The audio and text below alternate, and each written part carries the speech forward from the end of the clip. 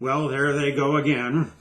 Vitamins B6 and B12 linked with increased risk of hip fracture. Well, that'll scare Grandma. Now, let's make things a little more clear here. This study actually was an observational study. It shows an association. Sort of like when my children were waiting for the school bus and they'd pet the cat. They'd pet the cat and the bus would arrive. Now, I think we can agree that petting the cat didn't actually make the bus arrive, but it is associated with it because they happened at the same time and you could observe it. That's an observational association study. The fact of the matter is, people that are older often take more vitamins because they know that they're helpful.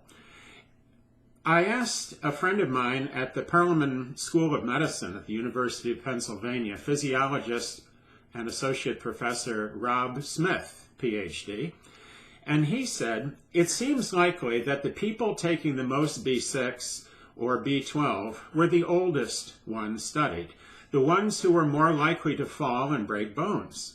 There's no rationale for how B12 could have any such effect.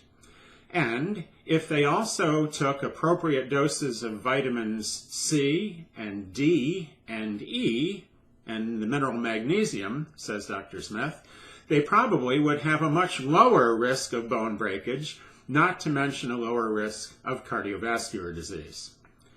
So Dr. Smith is saying the vitamins are going to be helpful, not harmful, which is what I would say as well, and what experience has told us for decades. Dr. Alan Gaby, a physician who has written extensively on nutritional topics and has authored one of the great nutrition textbooks, has reviewed vitamin B6 in considerable detail, and he points out that with vitamin B6, pyridoxine, even if there is a side effect, it's almost always at a very high dose, 1,000 or 2,000 milligrams of pyridoxine a day. Now, this is a vitamin where the USRDA is not even 2 milligrams a day. A megadose of pyridoxine B6 would be 200 milligrams, and there isn't going to be trouble until at least 500 and generally 1,000 or 2,000. So it can't be B6 either. Let's get things straight about B12 and B6. Vitamin B12 stops Alzheimer's disease. It does it in mice and it does it in people. Vitamin B6 prevents bladder cancer. The B vitamins in general improve mood. They improve joint function. All of these things are very important to the elderly. All of these benefits have been known with clinical verification since before 1950. But of course, that's not nice headline-grabbing fake news to scare Grandma.